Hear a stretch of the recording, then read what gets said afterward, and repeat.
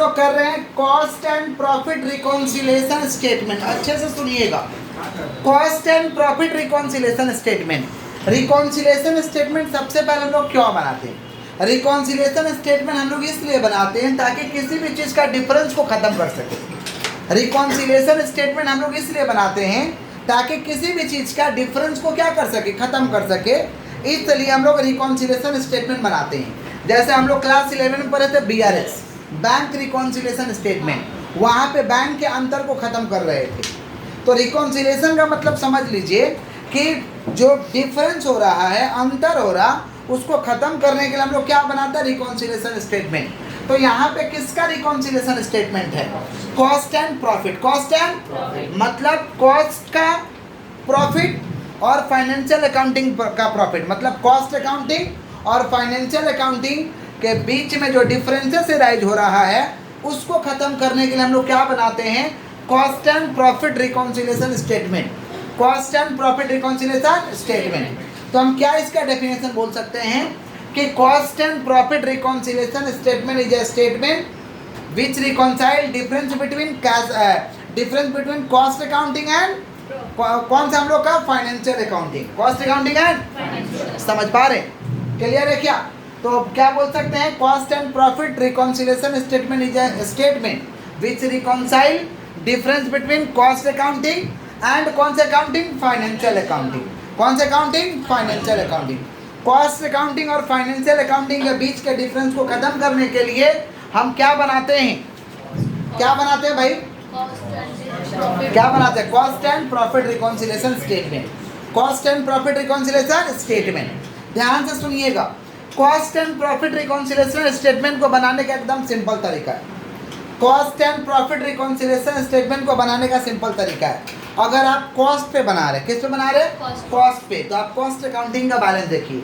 Cost accounting का balance अगर ज़्यादा हुआ तो ऐड करिए, कम हुआ तो लेस करिए। कॉस्ट अकाउंटिंग का बैलेंस अगर ज़्यादा हुआ तो ऐड करिए, कम हुआ तो लेस करिए।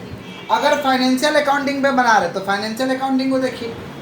अगर फाइनेंशियल अकाउंटिंग का बैलेंस ज़्यादा हुआ तो क्या करिए? ऐड करिए, कम है तो लेस करिए। माने जिस पे आप बना रहे हैं उसी का आपको डेटा को देखना है कि ज़्यादा हुआ है कि कम हुआ है। ज़्यादा हुआ तो क्या करना? ऐड करना है। ज़्यादा को हम कहते हैं ओवर एब्जॉर्ब। क्या कहते हैं? Over absorb. और कम को हम कहते हैं अंडर एब्जॉर्ब। कम को क्या कहते हैं? ज़्यादा को क्या कहते हैं? Over absorb. ज़्यादा को क्या कहते हैं? कम को क्या कहते हैं? अंडर एब्जॉर्ब या अंडर रिकवर्ड। क्या बोलते हैं? Under recovered. तो हम कॉस्ट पे कर रहे हैं, कॉस्ट अकाउंटिंग का डेटा पे कर रहे हैं, तो हम कॉस्ट को देखेंगे। कॉस्ट ज़्यादा है तो ऐड करेंगे, कम है तो लेस करेंगे। फाइनेंस का डेटा पे कर रहे हैं तो क्या करेंगे? हम फाइनेंस को देखेंगे। ज़्यादा है तो क्या करेंगे? ऐड करेंगे, कम है तो लेस करेंगे। किसका डेटा को देखेंगे? फाइनेंस का। कॉस्ट को देख रहे हैं तो कॉस्ट का कर रहे हैं तो कॉस्ट को देखिए, फाइनेंस का कर रहे हैं तो किसको देखिए? फाइनेंस को। किसको करिए? क्लोजिंग स्टॉक में उल्टा होता है। दोनों मैटर में क्लोजिंग स्टॉक में क्या होता है? उल्टा। अगर क्लोजिंग स्टॉक ज़्यादा हुआ है तो क्या करना? लेस। कम हुआ है तो क्या करना? ऐड। क्लोजिंग स्टॉक उल्टा होता है। क्लोजिंग स्टॉक, सुनिए ध्यान से। मान लीजिए कॉस्ट पे हम लोग डेटा को कर रहे हैं, कॉस्ट पे डेटा को कर रहे हैं और फाइनेंस में कोई ऐसा इनकम दिया है जो कॉस्ट में आता ही नहीं है। फाइनेंस में कोई ऐसा इनकम दिया है जो कॉस्ट में नहीं आता है, तो उस इनकम को जोड़ लेना है, क्योंकि प्रॉफिट तो मैच कराना है ना। तो उस इनकम को क्या करना है? जोड़ना है। और फाइनेंस में ऐसा खर्च दिया है जो कॉस्ट में लिया ही नहीं है, जैसे loss and sale of machine, preliminary expense, goodwill written up. Loss and sale of machine, preliminary expense, goodwill written up. समझ पा रहे? प्रोविजन फॉर टैक्सेशन, इस तरीका का कोई आइटम दिया तो लेस कर देंगे। माने कोई ऐसा एबनॉर्मल आइटम दिया है जो खर्च वाला है, एबनॉर्मल आइटम जो नॉर्मल बिजनेस में नहीं आता है। कोई ऐसा एबनॉर्मल आइटम है तो उसको हम क्या करते हैं? लेस करते हैं। कोई ऐसा इनकम है जो एबनॉर्मल इनकम है, जो बिजनेस का इनकम नहीं है, तो उसको क्या कर देंगे? ऐड करेंगे। क्या करेंगे? हम रिपीट कर रहे हैं। Cost and profit reconciliation statement क्यों बनाते हैं? फाइनेंशियल अकाउंटिंग और कॉस्ट अकाउंटिंग के बीच का डिफरेंस को खत्म करने के लिए क्या बनाते हैं? Cost and profit reconciliation. Cost बना रहे हैं तो कॉस्टिंग का डेटा को देखेंगे कि उसका बैलेंस ज़्यादा हुआ है कि कम हुआ है। अगर उसका बैलेंस ज़्यादा हुआ तो ऐड करेंगे, कम हुआ है तो लेस करेंगे। क्लोजिंग स्टॉक में उल्टा हो जाएगा। क्लोजिंग स्टॉक में क्या हो जाएगा? उल्टा। अब मान लो फाइनेंस में कोई ऐसा इनकम दिया है, जैसे डिविडेंड रिसीप्ट दिया है, profit on sale of asset दिया है, कोई ऐसा इनकम जो बिजनेस का नहीं है, तो उसको ऐड कर लो। समझ रहे?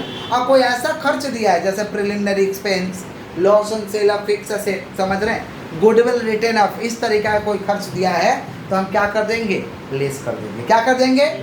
और फाइनेंस में बनाएंगे तो उसका उल्टा हो जाएगा। इनकम को आप क्या कर रहे हैं, ऐड कर रहे हैं, तो वहाँ क्या हो जाएगा, लेस। खर्च को क्या कर रहे हैं, लेस कर रहे हैं, तो वहाँ क्या हो जाएगा, ऐड। यही आपको कंसेप्ट आपको याद रखना है। समझे क्या बोले? जितना लेक्चर के एक बार पहले नोट करते हैं फिर सम करते हैं। लिखिए, चैप्टर का नाम दे दीजिए 10 मार्क्स। 10 मार्क का क्वेश्चन आएगा भाई, बहुत ही आसान एकदम सम आता है इसका, समझे? चैप्टर का नाम लिखिए और लिख दीजिए 10 मार्क्स। चैप्टर का नाम लिखिए और लिख दीजिए 10 मार्क्स। लिख दें क्या? चैप्टर का नाम और लिखिए 10 मार्क्स, फटाफट लिख दिए हैं। चलिए नीचे बुलेट देके लिखिए, नीचे बुलेट दे करके लिखिए, नीचे बुलेट देके लिखिए। Cost and profit reconciliation statement, cost and profit reconciliation statement, cost and profit reconciliation statement is a statement, cost and profit reconciliation statement is a statement which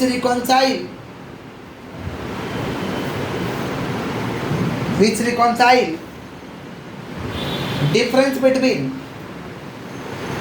difference between cost accounting and financial accounting, which reconcile difference between, शुरू से बोल दें, cost and profit reconciliation statement is a statement, cost and profit reconciliation statement is a statement which reconcile difference between cost accounting and financial accounting, cost accounting and financial accounting।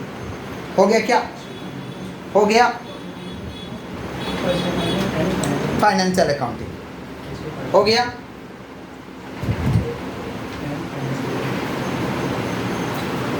हो गया, यही रखेंगे और method को आपको याद रखना है। सम अब प्रैक्टिस में आते हैं। एक हम आपको सम दिए हुए हैं, समझ रहे हैं क्या बोल रहे हैं? थोड़ा सा आप लोग सम को खोल लीजिए, और जो लोग वीडियो से कर रहे हैं सम का डिस्क्रिप्शन में लिंक दे देंगे और थंबनेल में भी लगा देंगे, जहाँ से आपको सुविधा होगा। सम लिखने के बाद सवाल को करिएगा, सम लिखने के बाद सम को करिएगा। सबसे पहले एक सम जो दिए हैं आपको 21 नंबर सम दिए हैं। 21 नंबर सम में सभी लोग चले आइए। पहले एक मोबाइल में होगा, फोटो में दिए हैं, आप लोग घर में लिख दीजिएगा इसको। मिल गया है सभी लोगों को सम 21? आइए देखते हैं। देखिए क्या दिया है, trading and profit and loss account आपको ऊपर दिया है, मतलब फाइनेंशियल अकाउंटिंग का डेटा ऊपर है, दिखाई दे रहा है क्या? नीचे आइए क्या दिया है, prepare reconciliation statement after considering the following information available from the books. Opening stock कितना है भाई? 1900। कितना है? 1900। Opening stock 1900। 21 नंबर सवाल का कर रहे हैं भाई, नीचे एडजस्टमेंट देख रहे हैं हम लोग। ओपनिंग स्टॉक 1900 है, समझ रहे हैं? ऊपर में देखो ओपनिंग स्टॉक फाइनेंस का कितना 1200, कॉस्ट का है 1900, फाइनेंस का कितना है? कॉस्ट में ज़्यादा है, कितना ज़्यादा है? 700। कितना ज़्यादा है? हम क्या बोले हैं, कॉस्ट को बना रहे तो कॉस्ट को देखना, कॉस्ट ज़्यादा है तो क्या करेंगे, ऐड करेंगे, ज़्यादा तो क्या करेंगे भाई, ऐड करेंगे। समझ रहे हो क्या बोल रहे हैं? उसके बाद देखो क्या है, क्लोजिंग स्टॉक 1500। चलो ऊपर में देखो क्लोजिंग स्टॉक कितना है, 2100। तो फाइनेंस में 2100 है, कॉस्ट में है 1500, माने कॉस्ट में कम है, कितना कम है? 600। कितना कम है? और हम क्या बताए हैं कि क्लोजिंग स्टॉक उल्टा करते हैं, कम है तो क्या करेंगे, ऐड, ज़्यादा रहता तो लेस। आई उसके बाद देखिए फैक्ट्री ओवरहेड बोला है 90% ऑफ डायरेक्ट वेजेज, तो पहले निकाल लो इसको। डायरेक्ट वेजेज ऊपर में कितना दिया, 8000 दिया है ना, तो 8000 का 90% 7200 होगा, मतलब फैक्ट्री ओवरहेड 7200 है। फैक्ट्री ओवरहेड, अब ऊपर देखो फैक्ट्री ओवरहेड कितना मिलाओ, ऊपर में 7500, 7500, तो इस हिसाब से कॉस्ट का डेटा कम है, कितना कम है? 300। तो कम है तो क्या करना चाहिए, लेस करना चाहिए। क्या करना चाहिए? लेस। उसके बाद में देखो क्या है, उसके बाद देखो क्या है भैया, ऑफिस ओवरहेड, ठीक अच्छे से एकदम हड़बड़ी नहीं, ऑफिस ओवरहेड 7200। ऊपर में देखो तो ऑफिस ओवरहेड कितना है भाई, 6000, तो 6000 है, कॉस्ट का 7200 है, ज़्यादा है कि कम है? ज़्यादा है। कितना ज़्यादा है? 1200। तो क्या करेंगे, ऐड। क्या करेंगे हम लोग, ऐड। उसके बाद देखिए क्या है, सेलिंग ओवरहेड इग्नोर, माने सेलिंग ओवरहेड 0 हो गया, इग्नोर माने 0, सेलिंग ओवरहेड क्या हो गया, 0, और ऊपर में सेलिंग ओवरहेड कितना भाई, 200, यानी कॉस्ट कम है और फाइनेंस ज़्यादा है। तो कॉस्ट कम है तो क्या करेंगे, लेस करेंगे। कितना से लेस करेंगे, 200 से। कितना से लेस करेंगे भाई, 200 से। समझ पा रहे हैं क्या बोल रहे हैं कि नहीं समझ पा रहे हैं? चलिए उसके बाद क्या है, प्रॉफिट। प्रॉफिट हेडिंग दे देंगे, क्या है, कॉस्ट का बना रहे हैं, कॉस्ट का बना, प्रॉफिट हेडिंग दे देंगे। अब फाइनेंस का ट्रेडिंग एंड पीएल ऊपर दिया है ना, ट्रेडिंग एंड पीएल का क्रेडिट में देखोगे कोई एबनॉर्मल ऐसा इनकम जो बिजनेस का नहीं है। क्या इनकम है भाई? डिविडेंड। क्या है? तो इसको क्या कर लेंगे? ऐड। क्या कर लेंगे? ट्रेडिंग का डेबिट में देखो कोई ऐसा अटपटा खर्चा जो बिजनेस का नहीं है। ऊपर से देखो opening stock, purchase, direct wage, factory, office, selling, सब ठीक है। Loss and sale of machine क्या हो जाएगा? लेस। प्रिलिमिनरी एक्सपेंस क्या हो जाएगा? लेस हो जाएगा। Loss and sale of machine less हो जाएगा, प्रिलिमिनरी एक्सपेंस भी हो जाएगा लेस, गुडविल रिटर्न अप रहता तो लेस हो जाता, प्रोविजन फॉर टैक्सेशन रहता तो लेस हो जाता। समझे? बना के दिखाते हैं, 2 मिनट लगेगा, देख लीजिए। उसके बाद एक और सम करेंगे। क्या कह रहे हैं भाई? नेट प्रॉफिट से कोई लेना देना नहीं है, वो नॉर्मल चीज़ है। समझ रहे हैं? चलिए, तो 10 मार्क का चैप्टर है। फॉर्मेट हो जाएगा पर्टिकुलर डिटेल अमाउंट। अच्छे से समझिए, फॉर्मेट हो जाएगा पर्टिकुलर डिटेल और आपका अमाउंट। अच्छे से समझिए एकदम। पर्टिकुलर्स हो जाएगा आपका पर्टिकुलर्स, डिटेल और रुपये का साइन दे देंगे, amount. Particulars, detail, amount. Heading दे देंगे हम लोग क्या? Reconciliation statement. क्या हेडिंग दे देंगे? Reconciliation statement. Reconciliation statement heading दे दिए। चलिए, सबसे पहले हम लोग ऊपर में लिख देंगे profit as per cost account, जो नीचे दिया है ना 12,000। Profit as per cost account. Sum के लेंथ के हिसाब से जगह छोड़ देंगे। ऊपर में कुछ आइटम ऐड में जाएगा और कुछ आइटम लेस में जाएगा। यही तो करना है। कुछ आइटम ऐड में जाएगा और कुछ आइटम लेस में जाएगा। ऐड वाला को ऐड में लिख देंगे, लेस वाला को लेस में लिख देंगे। ऐड वाला को ऐड में, लेस वाला को लेस में। चलिए आइए देखते हैं। पहला एडजस्टमेंट क्या भाई? Opening stock. पहला क्या है? ट्रेडिंग में देखे तो ओपनिंग स्टॉक कितना है? 1200। यहाँ कितना हो गया? 1900। ज़्यादा कि कम? ज़्यादा हुआ तो ऐड होगा। ऐड को हम क्या कहेंगे? ओपनिंग स्टॉक ओवर वैल्यू या ओवर एब्जॉर्ब। समझ पा रहे क्या बोल रहे हैं? क्या कहेंगे हम लोग? Opening stock over absorb. समझ पा रहे क्या बोल रहे हैं कि नहीं समझ पा रहे हैं आप लोग? तो क्या लिख देंगे हम लोग? ओपनिंग स्टॉक ओवर वैल्यू या ओवर एब्जॉर्ब। ठीक है, तो ओवर एब्जॉर्ब ज़्यादा अच्छा रहेगा आप लोगों को लिखने में। ओवर एब्जॉर्ब कितना है भाई? कितना ज़्यादा हुआ है? 7। चलिए, उसके बाद क्या बताइए? फैक्ट्री ओवरहेड 7,200 हुआ है। अंदर में कितना है? 7,500, मैंने कम है। तो क्या लिख देंगे? Factory overhead under absorb. क्या लिख देंगे भाई? Factory overhead under absorb. Factory overhead under absorb, और नहीं तो अंडर रिकवर भी बोल सकते हैं, अंडर एब्जॉर्ब बोल सकते हैं, या इसको हम क्या कहते हैं? कह सकते हैं अंडर रिकवर। अंडर रिकवर भी हम बोल सकते हैं। तो अंडर एब्जॉर्ब कितना है भाई? अंडर एब्जॉर्ब कितना हो रहा है? 300। क्या है? कौन सा? प्रॉफिट कितना दिया है नीचे देखिए आप लोग अच्छे से। 12,000 दिया तो 12,000 लिखेंगे, कॉस्ट का दिया है। उसके बाद देखिए क्या है? Office overhead 7200। अंदर में देखिए तो कितना ऑफिस ओवरहेड? 6,000। ज़्यादा हुआ है तो क्या होगा? ऐड होगा। तो क्या लिखेंगे? Office overhead over absorb. Office overhead over absorb कितना ज़्यादा हुआ भाई? 1200। फिर क्या लिखिए? सेलिंग ओवरहेड इग्नोर, माना सेलिंग कॉस्ट में नहीं है। समझ रहे हैं क्या बोल रहे हैं? और फाइनेंस में है। समझ रहे हैं क्या बोल रहे हैं? तो लिख देंगे सेलिंग ओवरहेड। ये तो है ही नहीं, not so in cost account, नहीं दिखाया है भाई कॉस्ट अकाउंट में। कितना है? 200, लेकिन बोल दिया तो कंपेयर करना होगा। उसके बाद देखिए क्या है? सेलिंग ओवरहेड हो गया। चलिए, डिविडेंड क्या हो जाएगा? ऐड हो जाएगा। क्लोजिंग स्टॉक छोड़ दिए ना, उसी लाइन में था। डिविडेंड कितना भैया? 600। डिविडेंड ऐड हो जाएगा। Loss and sale of machine क्या हो जाएगा? Less. Loss on sale of machinery कितना है? लॉस ऑन सेल ऑफ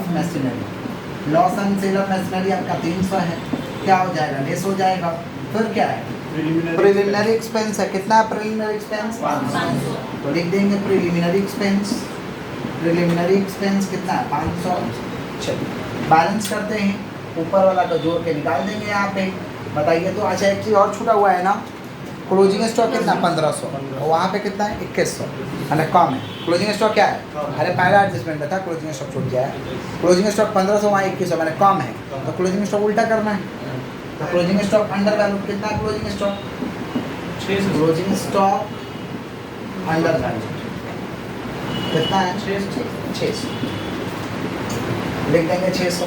कितना हो रहा है? 600 600 1200 1200 1200 2400 3100 जोड़ लो कितना हुआ? 15100। नीचे फिर जोड़ के लिखेंगे 500 300 800 800 200 कितना हो रहा है? 1000 1000 300 1300।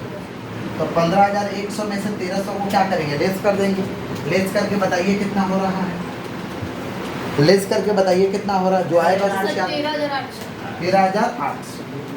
अब ये 13800 देखो अंदर में जो नेट प्रॉफिट दिया उससे मैच करना चाहिए। मैच कर रहा है ना?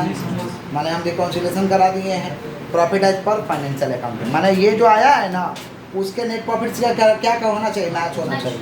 देखो क्वेश्चन में नेट प्रॉफिट कितना उसका? 13800 13000। तो आंसर जो आएगा उसको क्या लिख देंगे? प्रॉफिट एज पर कौन सा अकाउंट?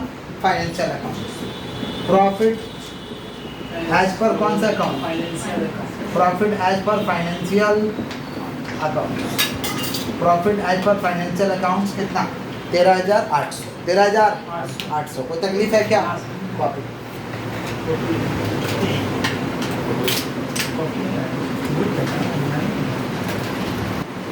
देख पा रहे क्या? 16 नंबर में क्या दिया? एक company trading and PL account was as follow. ऊपर में दिया हुआ है आपको, देख पा रहे हैं ना? नीचे देखिए the cost profit however was only 19770। Cost का प्रॉफिट ऊपर में लिख देंगे यहाँ पे, profit as per cost account. उसके बाद क्या है?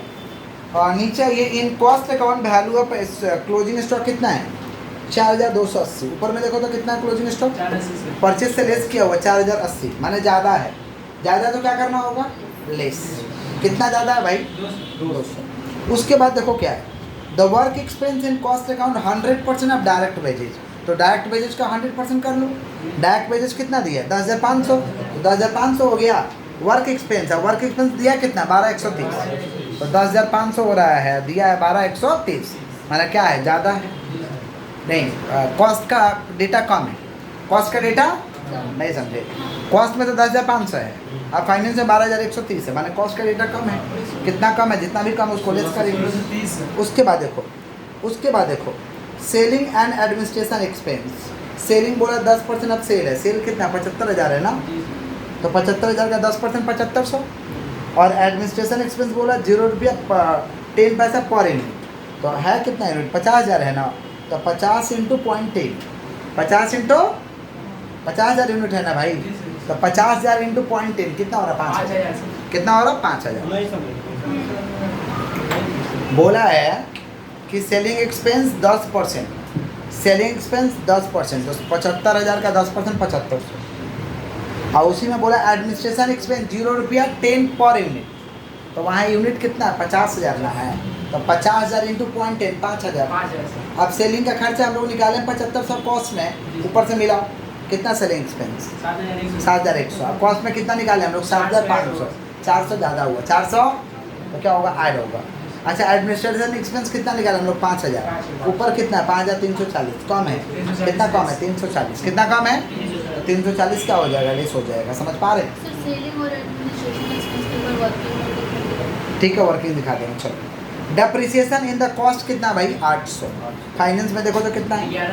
1100। तो कम है। कितना कम है? 300। क्या होगा? लेस होगा। क्या होगा? अब क्रेडिट में देखो तो कोई इनकम ऐसा जो बिजनेस का नहीं है, जैसे डिस्काउंट रिसीव है, profit on sale of land है, क्या हो जाएगा? ऐड हो जाएगा।